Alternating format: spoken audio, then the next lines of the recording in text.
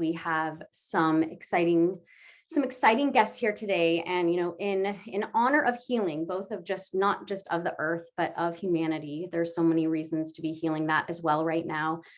We are offering a special opportunity to think about how we can use dialogue and creating safe classroom space for that dialogue, to invite empathy into our classroom spaces, and beyond just having that within our classroom spaces, but how do we use that within the service learning or community engagement space? And we're going to open up that conversation thanks to Zara, who is one of our advisors who brought us this idea of a concept today and shared with us her experience with the human library. So Zara, I'm going to turn it over to you to introduce our first guest speaker. Thank you very much, Marissa. I am honored to be introducing Ronnie Abergel. We're very fortunate that he's with us from Denmark, where it's actually past midnight, so I think 12:30 or so, or 12:45. So thank you so much, Ronnie. He's the founder of the Human Library. It started 20 years ago out of an event in a festival called Stop Violence Denmark, and it spanned 4 days, drawing over 100 people. So the hunger for dialogue, I think, was very apparent right from the start 2 decades ago. Just like a regular library, the Human Library is a neutral zone with the mission to create a safe space where stigma and stereotypes can be challenged through dialogue. The library events used to take place in person in locations such as high schools, universities, libraries, and festivals. And since COVID, they've continued on via platforms such as Zoom. The books are individuals that volunteer to share what has been their personal experience. They face different forms of discrimination, exposed to hate crimes, and in some cases persecuted by the authorities. Starting with a 5-minute introduction, the books open hearts and minds for readers to see, listen, learn, and ask questions. With the goal to foster greater understanding through dialogue, Ronnie and his team have been making a huge worldwide impact by facilitating over 800 books to reach thousands of readers in 80+ countries, ranging from South Africa to Jordan. Please join me in welcoming Ronnie to our workshop. Thank you very much, Sarah and everyone. My voice was all crisp and ready until Johnny almost put me to bed, because it's past midnight here and it's been a long day, but I'm really happy to be with you all. And I appreciate the invitation. And in a few seconds, I'll be crisp again, but I'm ripe for talking after this session. You are all my last appointment of the day. But I really wanted to meet you all and share a few moments to share not only our idea, but also meet some of you that are engaged in creating a world that's more cohesive and inclusive and understanding. And also in this week where we finally got a verdict, so many years after that case that shocked everyone, because we all saw what happened on that motorway or freeway, and what the police did to that guy, and to Mr. King, and couldn't believe that no conviction was found in the case back then. And I've seen since then so many examples. It's almost broken my heart. So to finally have some sort of redemption here, or the beginning to a path toward some kind of equality and equal justice, and that would be good. But still, the killings go on. So nothing's really changed, except now there's more accountability on behalf of authorities and the people who actually do the killing. But the killings must stop. Yeah. Okay, that said, we're not here to talk about such serious matters, but yet still we're here to talk about groups that are stigmatized and exposed to misunderstandings, like Zara explained to you. I come from a library where we publish people that volunteer to share their story. You could say we are a storytelling platform in a way, but we don't really like to surrender to that definition, because we consider ourselves much more of a dialogue and conversation format, where you engage with a stranger, you meet someone that volunteered to be an open book for you, that have personal experiences that aren't normally easily accessible, and to talk open and freely about with someone. And then you can sit and have a reading. And like Zara explained, it's a few minutes with an introduction where, hi, my name is, my topic is, and I'm a book in the human library because, and then, you're free to go, and your questions will guide and set the direction of whatever we get to explore today. And at the end of not just one reading, but several, when you visit one of our sessions, um, you're going to learn something not only about the specific groups or the characteristics of those groups in your community. You're also going to learn something about yourself. And what we've seen over the past 20 years is it's a nice way to get a chance to mirror on your own and reflect on your own unconscious bias, because we all judge. And that's why we actually went away from we changed our much more familiar slogan of "don't judge a book by its cover," which we all know and recognize and tie into something meaningful, to "unjudge someone." And we did that basically because we felt that, in short, describes the opportunity you have when you become our reader. You have the opportunity to unjudge someone. First, you're going to realize that you judged them. And second, you're going to also realize that right now, with the new knowledge you have, you could take them out of whatever box they were in and put them in a much bigger space, or put them in a space where they're put with your understanding and not based on a lack of understanding. And as we all have to navigate diversity and maneuver in our daily life, there's not enough opportunity to have meaningful social interaction, to engage, to learn about different groups. So we print quick labels, many of us, out of necessity and driven out of survival instinct, not necessarily out of malice or trying to be prejudiced or stereotypical or having to box people in, but for safety, for comfort. We definitely have to navigate diversity with a sense of who's potentially dangerous. And during a pandemic like this, who's potentially contagious? If somebody's coughing on the bus, our brains will warn us, even though we might be wearing masks and taking all kinds of precautions, just because our survival instincts decode everything around us all the time. And that is unstoppable. Even your common sense cannot stop your survival instinct. And the survival instinct is the thing that's, when that car is coming towards you, that's telling you to move out of the way of the car. So we represent, in a way, a neutral space, a free space where you could walk in principle, off the street to our library and garden here in Copenhagen, browse our catalog of volunteers, choose a topic that you'd like, and sit down and learn more about somebody. What you learn is entirely up to you. When you come out of the session, the takeaways are entirely based on whatever conclusions you draw.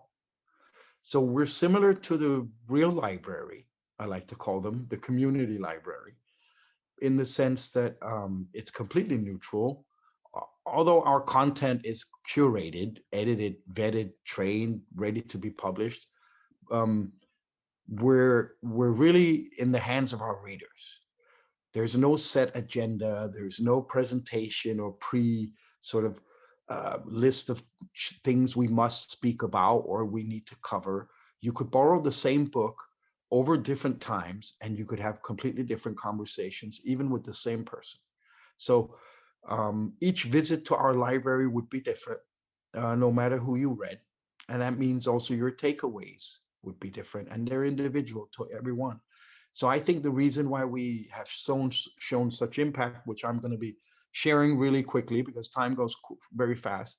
I have a couple of slides I'd like to show you, but the reason why I think there is an impact with this platform, that's very strong impact, is not only the narrative and the people that are there hands-on to be the physical evidence of being transgender or being a police officer or voting for Trump or whoever we're publishing. It's actually the fact that there's no one there to tell me what to think or feel about this, that there's a person here, flesh and blood, and now I can make up my mind, and they offered me the opportunity to make up my mind based on the answers I could get out of you. I can then draw my image, and then it's mine and I own it. And the facts that I draw from this are something that I'm going to own, which means they're going to stay with you. Where often um, academic training is about reciting knowledge already known, already established by others, but not necessarily established by you in your ways of reaching processes. So if you're fearful of a certain group in your community, engaging with them, getting to know them is going to hopefully dismantle that fear or that apprehension that you might have. So we're just trying to create those safe spaces in schools, colleges, libraries, universities, festivals, and workplaces. So to just quickly give you maybe a little bit more visual, I don't know how many of you had a chance to look at some of the nice materials that they sent out in advance of the session, but we are, oh, here, where can I see what I'm doing? I think I can. I just need to hit this button. Yeah, well, we like to use this one, especially at this time that we're in. But what if everything we knew about social injustice and racism included, the perspective from a person that actually lives through that whole experience, and not just what we heard about on the news or what we think we know or the image we have. So it's really about getting a face to face with someone, and obviously that's been a problem with COVID, but still we managed to transition over the last year and offer many wonderful opportunities online, both public and in educational settings, and also with some of our corporate diversity partners that are engaging with us. So COVID has both offered limitations, but also opportunity. And where my apprehension about being face to face, I mean, not my apprehension about being face to face, but my concerns about the digital distance, that what would this camera, this Zoom, this Microsoft Teams mean for our opportunity to sort of reach our readers and be available and create that safe space where people are coming out of their comfort zone and asking questions they normally definitely would not ask a stranger. Um, then then that just it takes some caring, and I think we have a great team of librarians that help do that, and we have some wonderful books that are really opening up, that are good at sharing, and understand their role of surrendering to being an open book. So they're all volunteers. We're a safe space. This is one of our best sellers here in Denmark, where I live. We call this man our picture book, because before you borrow him, you already can probably guess his topic, which is body modified. We carry the same rules at our library as many community libraries. We want the book back in the same condition that it was given to you. We need it back on time. You can't hand it over, and then you can't take it home. Yeah.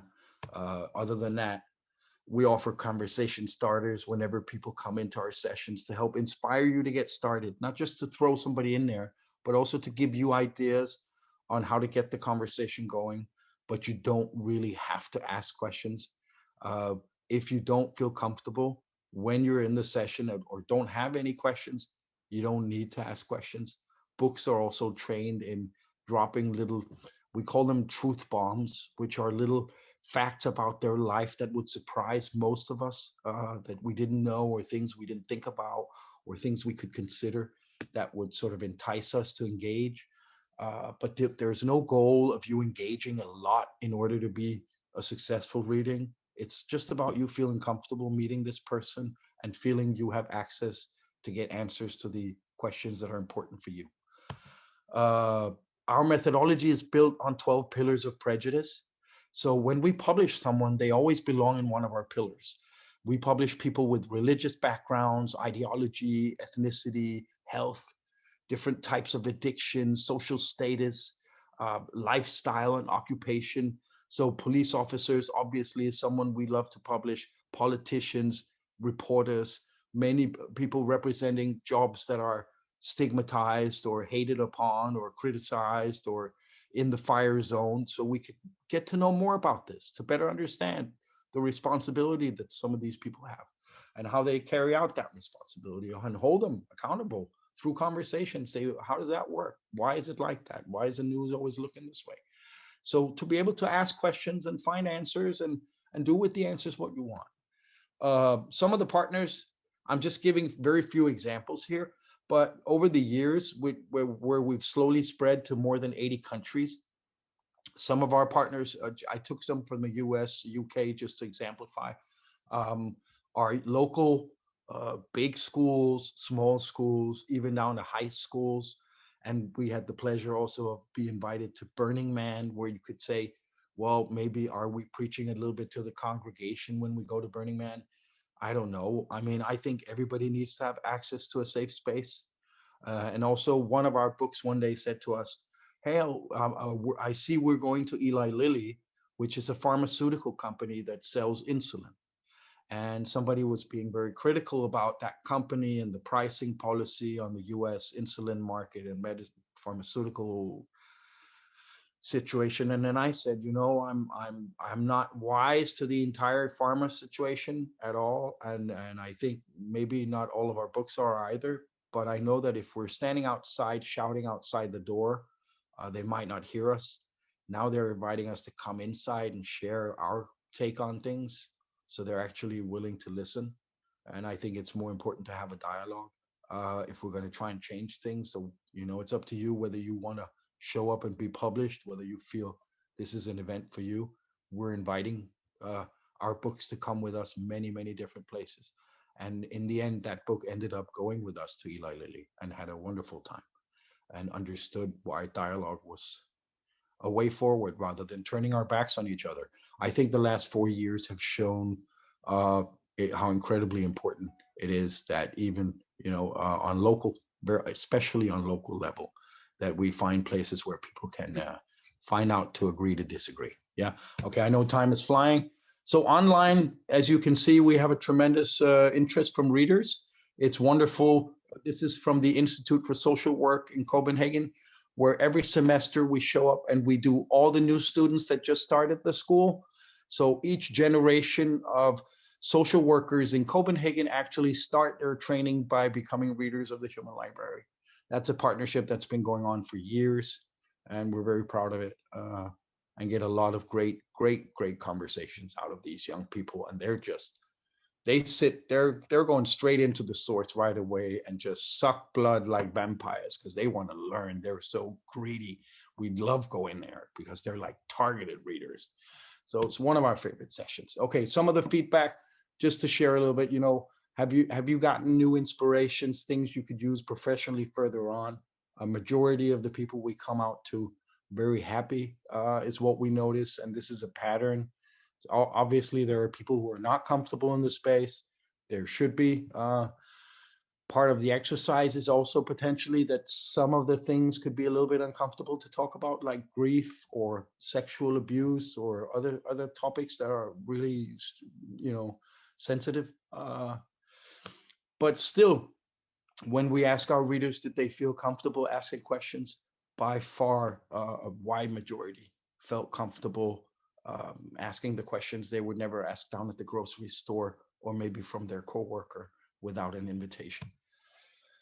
And finally, and this is for the online sessions that we sort of put together rather quickly without the real prep we wanted, but we've been tweeting them and fixing them and putting together real nice dynamics. And so we're getting tremendous feedback. And at the moment, we're like 60 to 90 days in advance booked from many different sides. So it's been a very exciting time. I don't know if I think I spent more time than I could or should, but I can go on for hours. So just let me know when my time is up. Thank you, Ronnie. I know it is getting late for you, so I understand, but I'm sure you'll I just want to add one comment, and that is, in our future, we're looking to develop an app. So right now we're partnering with a company like Masco and another company called UGI, which are trying to do something positive also, and developing an app where you could log on and sort of type in the topic that you're looking to learn more about, and then request a reading with that person, and then that could go on similar to what we're doing now, but just you and me, or just face-to-face video over internet. So hopefully in the future we could offer that, even that personal space, and not just these group readings where it's in smaller groups of 4 or 5 that share a book with us online right now. Tony, thank you. Sure. I think what's so helpful to just that you helped introduce to this space today is just the idea that we have to be able to listen to different voices, even if we might not be as comfortable. And I know that a lot of us as educators struggle with how are we going to invite some of those voices, even if they might be more uncomfortable, into our classroom space. And so the human library is a really great link to that, and may spark ideas about just how do we get more and different voices into our classroom settings. And we also want to, transitioning into the next thing is how do we make it accessible for high school, middle school, elementary school students? And so I'm going to transition over to Renee, who's another one of our advisors. And she has helped kind of share with us some ways that we can set up that safe space within our classroom so that we can invite the people like Human Library Books into our spaces. And so we're going to be hearing from a group called Narrative 4 to share with us about, how do you take those ideas of setting up that space of dialogue to create that empathy, and using that to be able to be in partnership with different communities that you might not have been exposed to before, and how important it is to be able to truly listen and understand another community, so that you can work in partnership with them instead of coming in with preconceived notions about how you might help in service, and how you might maybe you might want to come in and fix something, and how you can come in and be in partnership. So Renee, you're going to have the floor with all of our guests from Narrative 4, and take the time that you need to share with us about how you can move these ideas of these dialogues and these conversations into spaces in classrooms and students. Thank you, Marissa. Thank you for having me. I am Renee Larios. I am the Student Community Engagement Coordinator at Polytechnic School, and I work with students from grades 6 through 12. I've been doing this work for about 8 years. Narrative 4 is one of the programs that has come to my attention.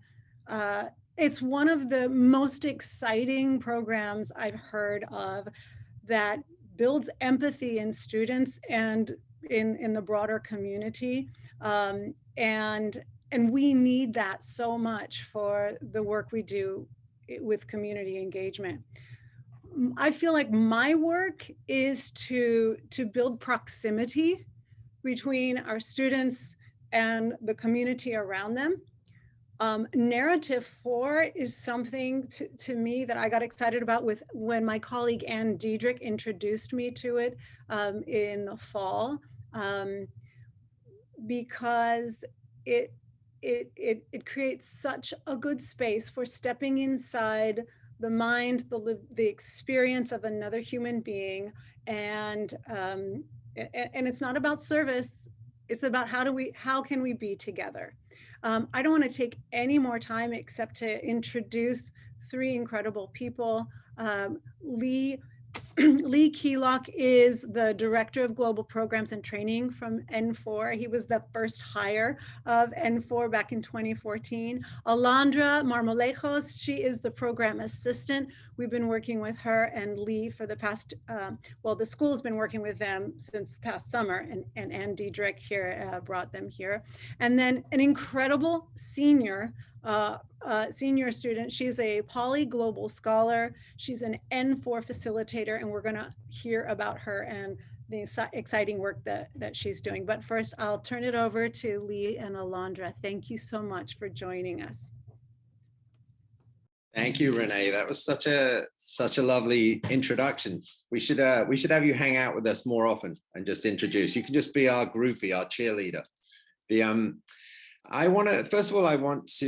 only going to keep it pretty brief, because I actually want to hand the mic to Alondra and Julieta, right, who are students, actually started with this program as students. Julieta, you're still a student, and they're the best sort of mouthpiece for some of the work that we do. But I also want to pay homage to Ronnie and the Human Library for a second, because some of the things I heard there were, they're obviously, we share a lot of the same sentiments and a lot of vision. One of the words that came up a lot, right, or a few times, even Renee, you even mentioned it, was proximity. And this notion of proximity, especially during a global pandemic, has been problematic, right? Because we're even more separated in some respects than what we were before. And I just feel like when you bring people together to share a story or a narrative, or to learn something about somebody else's truth, that you collapse the distance you collapse the distance between people through story. And I think it was James Baldwin, the author, that said it's much harder to hate somebody close up. So I really appreciate the work that Ronnie and your crew are doing, and the sort of work that we're all invested in doing. It's a noble goal for all of us to create more empathic, understanding, people, especially youth on this planet. So I'm very happy to be here. So essentially, Narrative 4 is an organization that really started to because we wanted to use stories as a form of currency.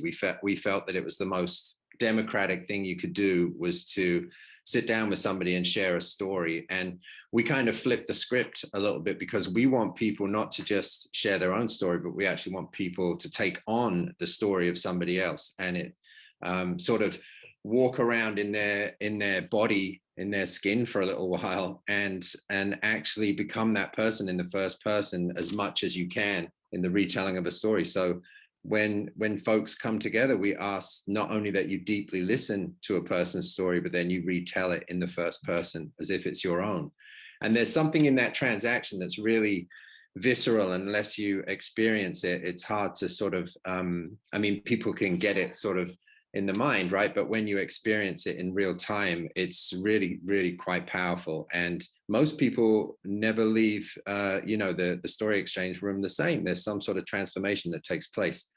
So the other thing that I just sort of wanted to mention was that we work in about 80% of our work is in schools and communities, and we intentionally bring people together that never have an opportunity, kind of like the Human Library. We want people to meet people that maybe they don't, share the same political party as you. Maybe they're from a different socioeconomic background. Maybe they're different sexual identity. Whatever it is, we try to bring people together into a space. We teach students how to facilitate that space with integrity and skills to create the sort of.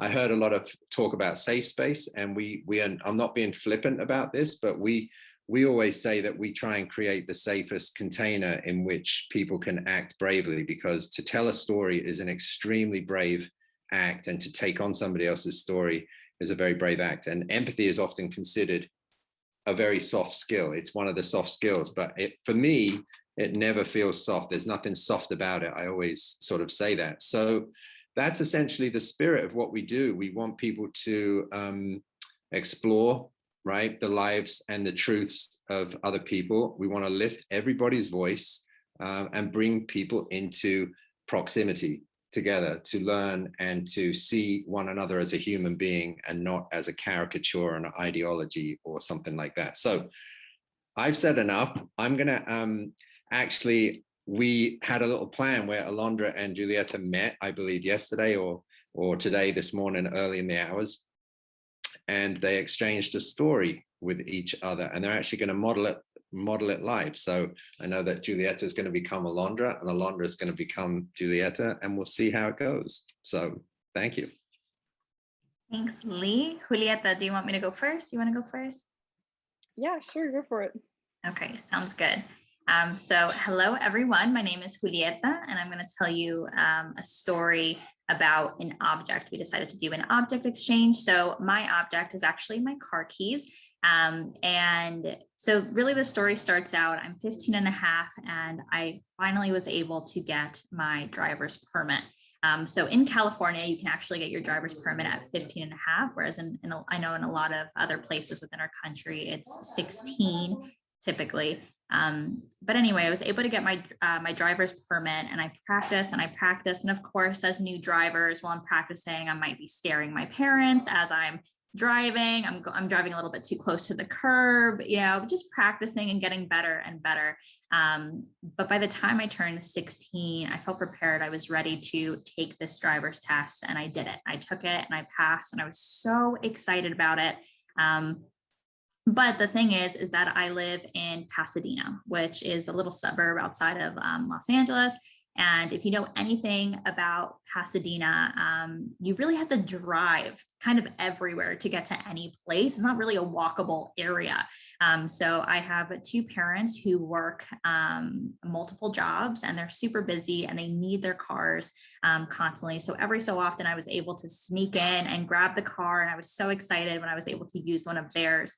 But it just was really inconvenient, not just for them, but also for me, because if I wasn't able to use their car, or if they weren't able to drive me, I would have to rely on my friends or my friends' parents. And I just really wanted to have my own independence in that way. So I took the time, I decided that I was going to work, and I was going to really save up a good chunk of money so that I could be able to buy myself my first car. And so I worked. And finally, I had a good budget set out, and my parents and we went out to different areas. We had to kind of leave the Pasadena area to try to find a car that would fit within the budget that I had. And we went to many different dealerships, but finally we were able to find a great car that fit within my budget. We were able to buy it. And I remember I went to school one day, and my mom gave me a quick text and was just like, come outside. And then she handed me my keys. And it just started out with just the set of keys for the car, but then it grew from there. So now I have a little keychain from my friend that she gave me. And I have, of course, my house keys. And I even have a lanyard from the school that I go to, which is Polytechnic. And I love my keys, and I'm so excited about it every time I look at it, because it's just another extra piece of my independence that I was able to gain by not only getting my license, but also being able to purchase my first car. And that is my story. Wow, thank you, Alondra. That's so sweet. I love the whole story exchange model. That's why I'm happy to talk about this, because it's so like moving. Yeah, very, very nice to hear. So then the other part of the exchange is I'll reciprocate. So hi, my name is Alondra, and this is my story. So when I was in college, when I was a sophomore in college, I had a roommate named Alex. And one of our favorite hobbies was to complain about college, like many college students do. We didn't really like it. We didn't really like studying. We often toyed with the idea of dropping out. And another hobby we really liked was binge watching TV. So like every night we would binge watch a certain show. We just sit on the couch and watch TV. And between those binge watching TV episodes, we would also have some pretty deep conversations about our futures and our hopes and our wishes for ourselves. And so in one of those conversations, we were talking about what we most wanted, or what the perfect future would look like.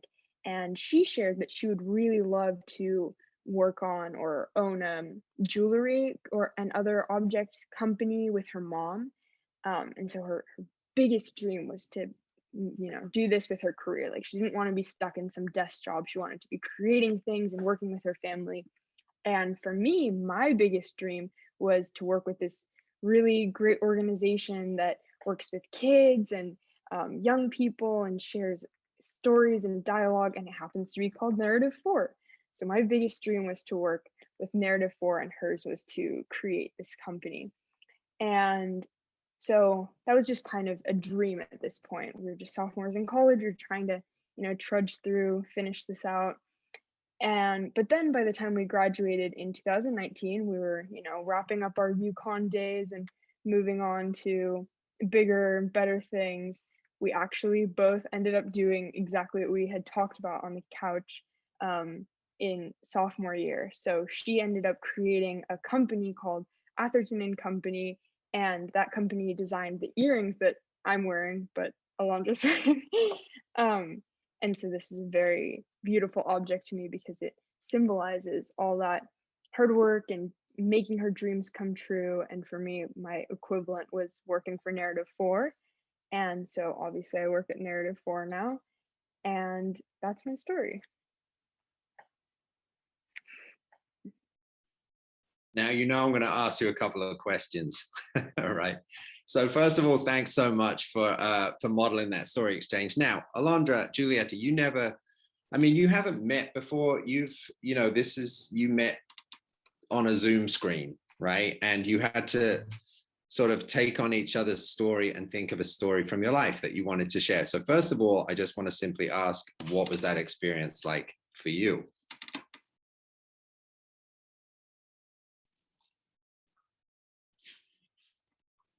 We're looking back and forth, making that Zoom eye contact. Yeah. Who wants to know. go first? Why don't you go first this time? I'll answer after. Sure, yeah. So this was an object exchange, which is different than some of the other story exchanges where we have like different prompts and you'd share like a response to that prompt. So I hadn't done an object exchange before. And although, yeah, Alondra made it sound a lot better, but it was just kind of the car keys that were what I had in my backpack because I'm at school today. But it was still really nice. Like I really like the whole process of the story exchange.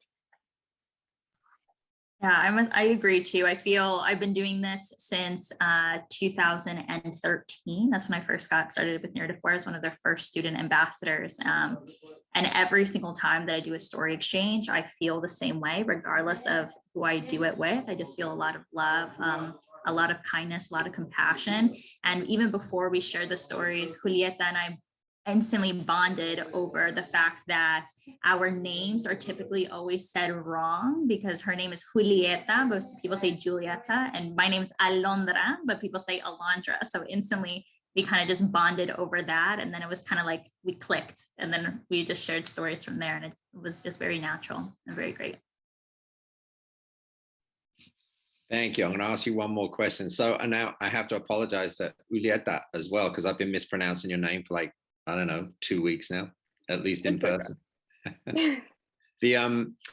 So one question I have is sometimes when we bring people together to exchange their stories, once you're holding somebody else's story and you have to come back before you retell it, we always ask this question about a fear or a hope that you might be having before you embark on this. And so I would just like you to both sort of weigh in on that. Like, did you have a fear or a hope for this process of retelling?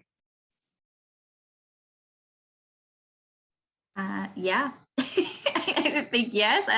Again, even though I've been doing this for almost 8 years, I always have a little fear, and it's the common fear that everybody typically has, and that's, what if I don't do my partner story justice? You know, like you're holding this story, you really like, you feel honored over the fact that, I feel honored over the fact that Julieta trusted me with this story. And I'm like, but I want to do it well. She said it. I want to be able to retell it and make her feel happy. So you have like this sense of, I want her to be happy, but I also want to be happy because I want her. And if she's happy, then I'm happy. So it's like this whole, roundabout type of deal. But then there's always that hope too of I hope that I do her story justice, and I hope that we connect, and I hope that we can continue to build a relationship from here, even if this might be the last story that we share, knowing that we still have one another in our hearts and in our minds because we were able to share these stories.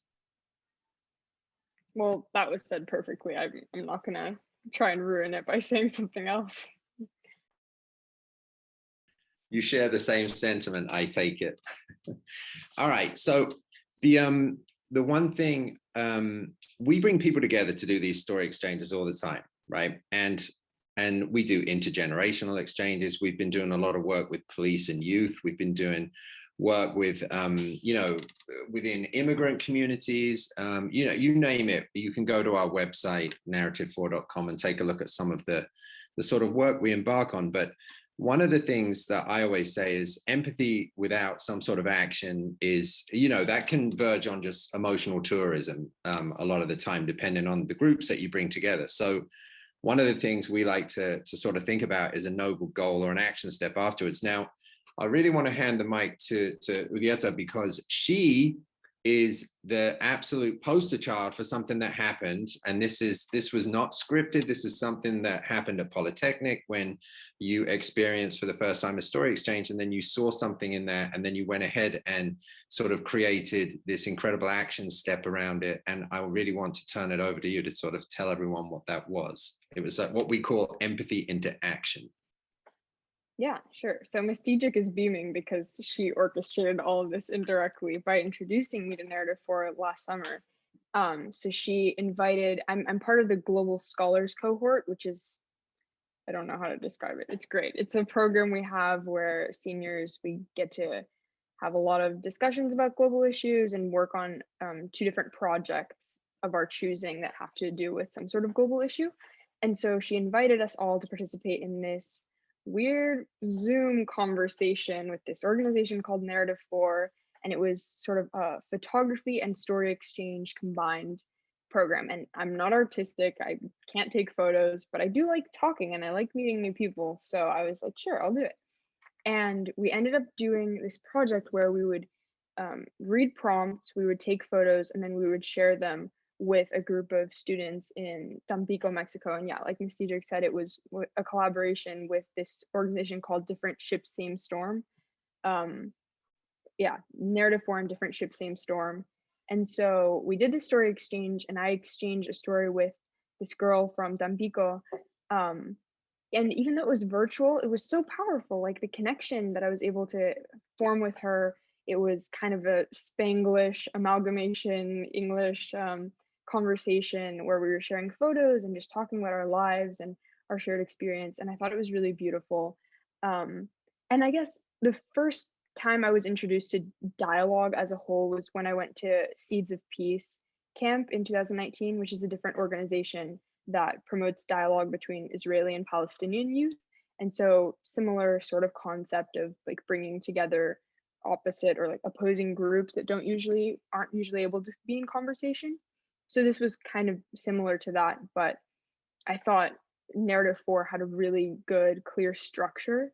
So then later in the year, through the Global Scholars cohort, we had an opportunity to do a grant proposal project where we could find an organization that we were really passionate about and come up with a project to ask this board of rich people at our school for money to try and create a really cool project. And so just hearing about the idea, I was like, that sounds great. Like I definitely know a lot of organizations that I love. But with Narrative 4, I immediately saw like a really great connection, really clear contact. Lee was the point person who, kind of helped me figure everything out. And like what specifically I wanted to do with the project had to do with our global travel program. So through the Global Initiatives program at our school, which Ms. Diedrich is the co-coordinator of, we run, or she runs rather, a series of international trips. We go to France, Argentina, gone to Mexico, Cambodia, Vietnam. I feel like there are a million more. Like you point to it on a map and Ms. Diedrich has done something to do with that country. And so it's a really great program. And I was able to go to Nicaragua when I was a freshman through the Global Initiatives program. And it was great. It was so beautiful to go. We spent a week there. We did like some of the trips are language exchanges. This was more like a community engagement exchange where we went and taught English at a little school outside of the capital. But so after doing that, I just had a great time, but I didn't ever have any sort of follow-up with them, like maybe because they were really little kids, but also just because it was sort of a temporary trip. It was like you spend a week there and then you come home and then you're done, which has its benefits, but also with Narrative 4 and maybe also through the pandemic, I was able to see how easy Zoom is and how you can totally connect with people from other places through the computer. I kind of figured out that Narrative 4 could collaborate with our global travel program and just make it better. So I talked to Lee and Ms. Diedrich and I was like, look, like how would this work out if we trained some students from our school and students from the other schools that we do the exchanges with, and then had those 2 groups of students do story exchanges before they met in person once we're able to travel again, post-pandemic, hopefully. And I feel like I'm missing a bunch of steps in between. But so I had to do all this horrible math and figure out, the logistics of the grant proposal. But I ended up presenting it in maybe February or March, and it was fully funded. So now what this program is going to look like, and mostly designed by Alondra, and like also Lee is going to help because I'm graduating. And what we're going to do is train groups of students from Poly and from the other, or Polytechnic, our school, and from the other international schools to be able to facilitate dialogue between each other. So they meet beforehand, and then while they're together, they'll have another story exchange, and then it will conclude with an empathy eats exchange where they will, I feel like I could spend another 5 minutes talking about empathy eats because that's also really cool, but I'll try and wrap this up. Where they'll exchange recipes that are important to each of them, like it could be cultural or a family recipe or something like that, and make it into like a physical cookbook that they end up taking, like each school would end up having a copy of. So long story, this was my grant proposal project. It was through the Global Scholars Program that I was able to do this, but Lee and Alondra and Ms. Diedrich and Ms. Arias all really helped throughout the whole process. And that's it. I feel like I talked for way too long. Thank you for listening to me. Thank you, Julieta. That the thing that impresses me, well, there's many things, but one of the things is that you're leaving this legacy in your school, right? Where you're leaving this currency of stories, right? And this agency for students to learn how to facilitate these spaces, these emotional spaces, and actually navigate that and learn some key skills at the same time. And that you're going to be graduating soon, and yet you're still willing to put that work in, that empathy in, and leave that mark on something that is meaningful. So you're a true testament to the initiative and to the joy that comes out of, story exchanges. So thank you. Yeah, thank you. I really appreciate the flattery, but because this is like an educators group, I definitely just want to shout out the two educators from my school. I think Ms. Diedrich and Ms. Larios, like, because of their passion for the issues, it's so infectious to us as students that, like, when you all care really deeply about an organization and can advocate on behalf of it, it makes us just be that much more willing to embrace it, I think. And so I just think the passion of educators is totally what makes us want to have these personal initiatives. And I don't think I would have that same drive had it not been for the two of you.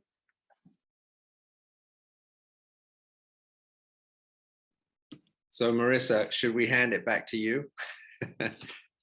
I don't want to. No, thank you. I wanted to give you guys the full space and time that you needed to let that story unfold, because I think it gives everybody an opportunity to just think about how it might apply to them and which part of that story do they link to, which part makes them kind of light up. And also to take some time now to think about our reactions and think about our connections to this. And so, this is an extension of a conversation we actually did at a Zoom in October, where we talked about meaningful conversations. But now we can talk about and think about, how does this apply to our service learning and community engagement spaces? We traditionally go into breakout rooms to discuss some of these things, but I think we're an intimate enough group where we can have a few of these conversations here, because some of you that are on the Zoom were part of the planning committee and part of the planning process, and you've had a chance to process some of these ideas, and you're here kind of sharing out. For those of the rest of us that are here just participating and looking to learn, we want to turn it over to you now and to hear a little bit about what some of your reactions are, and also to hear about what other resources or ideas are being sparked for you when you think about these kinds of concepts. So in the chat, I'm going to post just a couple of discussion questions, and you might want to take this in a personal direction, or you might want to take this in a professional direction. If you're interested in taking it in a personal direction, maybe you're not as connected to a classroom right now, then please feel free to share some ideas. And if you're connected to the professional piece of this, then we're ready to hear your ideas too.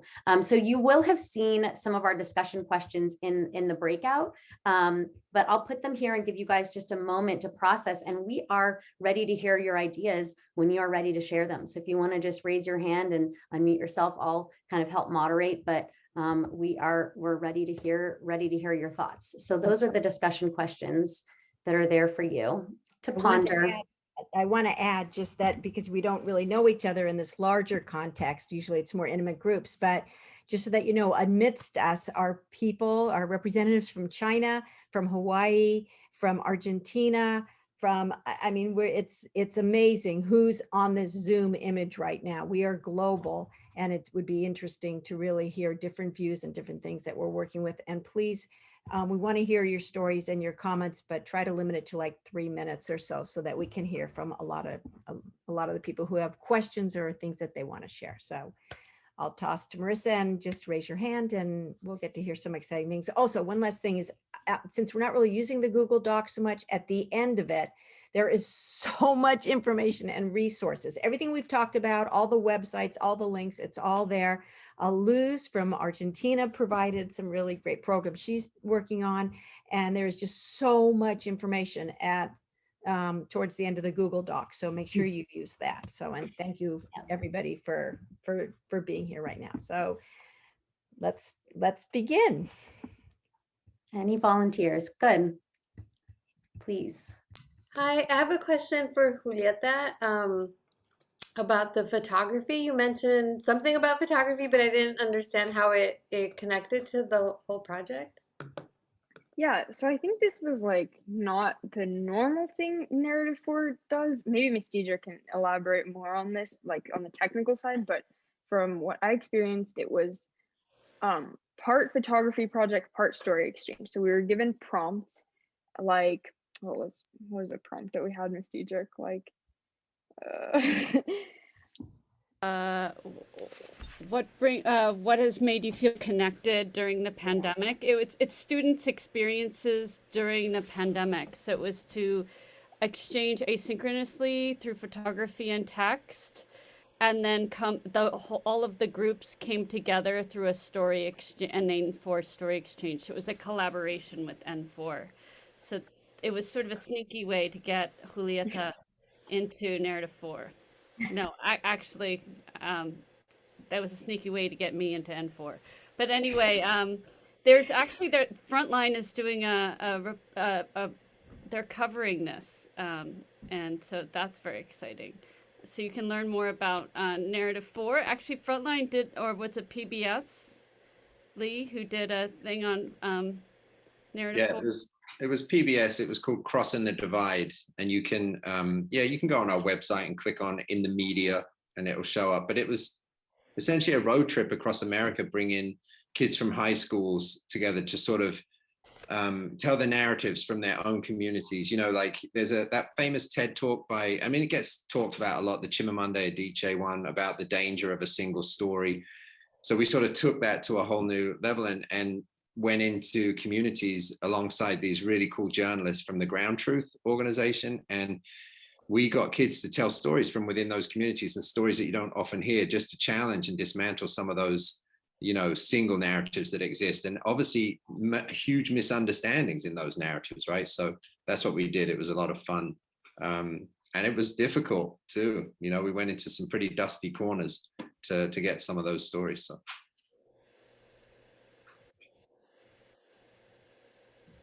Other things that are going on already that you're making connections to, or maybe ways that you want to expand on something that you're already doing because of what you heard here that might connect.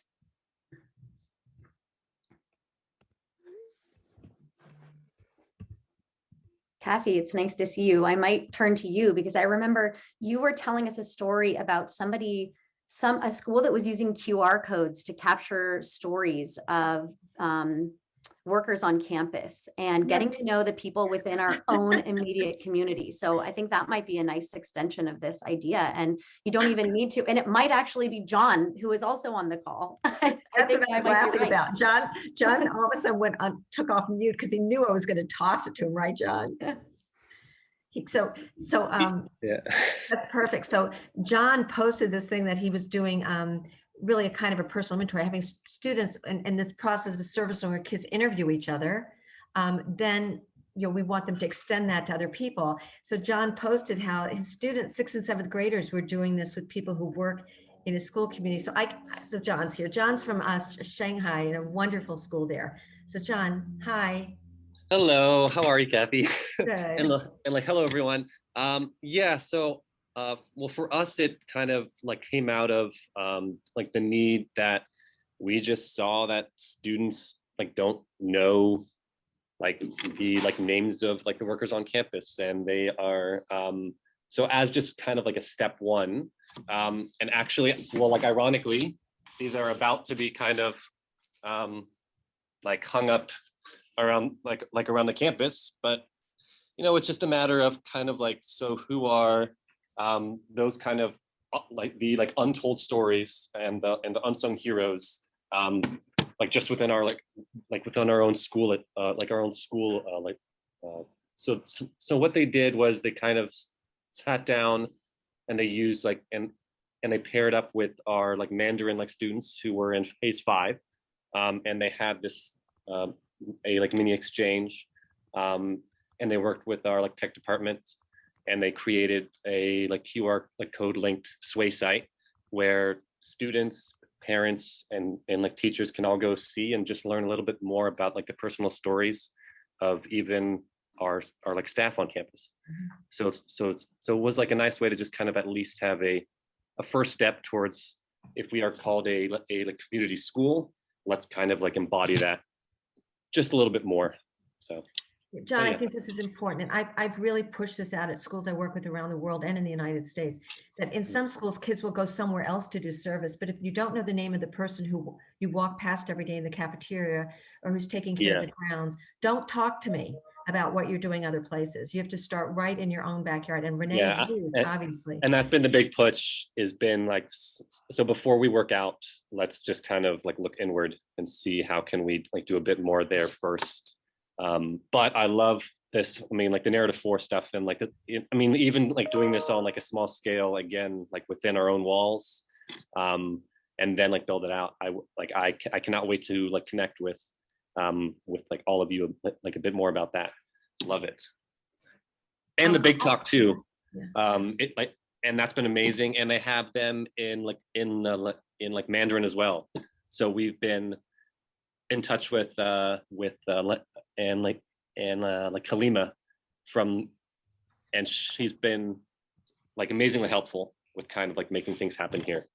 So, and Kalima is the one who did the Big Talk video. Some of you may have seen it in another workshop, but you can find it at bigtalk.org. And on the resource list that we put together that Donna and Marissa are responsible for, I put a link to, I've created a curriculum, a small curriculum piece that you can use of how to use Big Talk with your students. So please do take advantage of that. And John was showing me photographs of students using these Big Talk cards to have meaningful conversations with each other. Also, I just want to give a shout out to Documentar. If you don't follow it, please do. I'll put the information in chat. Some of you know it's another platform to do what you were saying before about cataloging and capturing what youth are experiencing right now. So I'll put the links in the chat. Lee, thank you for sharing another resource there. This one that you said, The Tale of Two Schools, speaking on that concept, I'll add to the working doc. And it is a working doc. It's going to stay up in perpetuity for whenever we need to add things, and whenever you need to visit it, it will always be there. So you can, as we kind of close down this year and you start to think about the fall and about what some of these ideas might look like for you, please visit the document then or over the summer, whenever you need to kind of get some resources on hand for where you might go next. And so Lee, maybe you might, does anybody have another thought that's popping into their head right now? And if not, maybe Lee might have some comments on kind of that, just doing it within the school environment, because I know that it is kind of within the walls before it goes outside of campus. Any other thoughts before? Please share, Lee. What are your thoughts on that? Thank you. Yeah, I mean, I agree with, I respect massively what John was just saying about the school. Like there is so much, we have to celebrate the diversity within the 4 walls of any place too, right? We have no idea who sort of we walk amongst every day for the most part. And I can speak as a teacher too, like we're very siloed a lot of the time by discipline or by whatever it is, right? We don't get to know people. And it's amazing how a school climate changes, you know, to the positive when you start knowing people by name, by story, when you know something really human about them. You can't dismiss a person once you know something. So sort of sincere about them, and that should involve everyone, teachers, administrators, custodians, cafeterias, whoever, right? It should be everyone. And the Tale of Two Schools was really what sort of launched Narrative 4, or put us in the headlights, when we went to the South Bronx, and we brought two schools together that were about a mile apart, but socioeconomically you might as well be in two different worlds. And it's incredible. And that program has been running for years. It's part of a classroom connection thing that we do. And we bring schools together like that all the time now. You don't even have to leave your zip code to learn about contemporary topics that affect students. And actually we get kids to walk towards each other, because a lot of the problems are inherent in both places. And yet we think that everyone's, we have these single narratives, right, about these communities. So we try to flip the script on that. And yeah, you can look at some of the videos and some of the work we do. And actually born from that program too, that article was a lot of we started to bring police in to have conversations with the kids, and how different it was in different areas in the same zip code, how their experiences with the police were different. And you can look at a CBS video that we did on our website too, who came in to sort of watch how that played out. And it's been really fascinating. So there's a lot of real world value in that, like the community policing. We've been sort of working in the South Bronx on that for the last couple of years, improving relationships. Thank you, Lee. There's so many great takeaways here.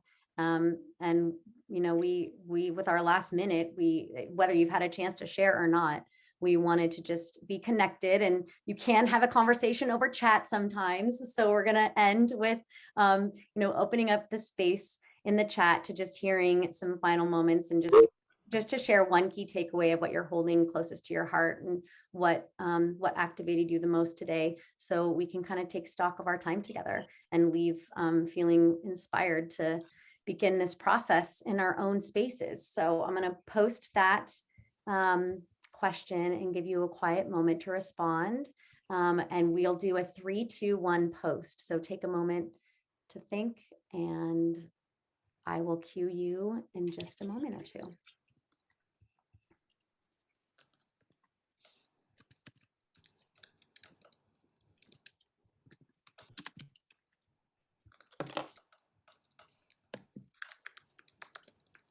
Hear the fingers clicking. People are thinking.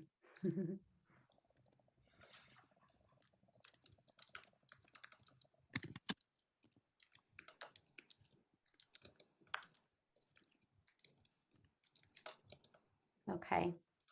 Sharing your takeaway in 3, 2, 1, post. Great. Donna, would you like to read some? Well, they're so amazing. I mean, vulnerability is a brave act. Service starts in the school community. So much to think about. Absolutely inspiring.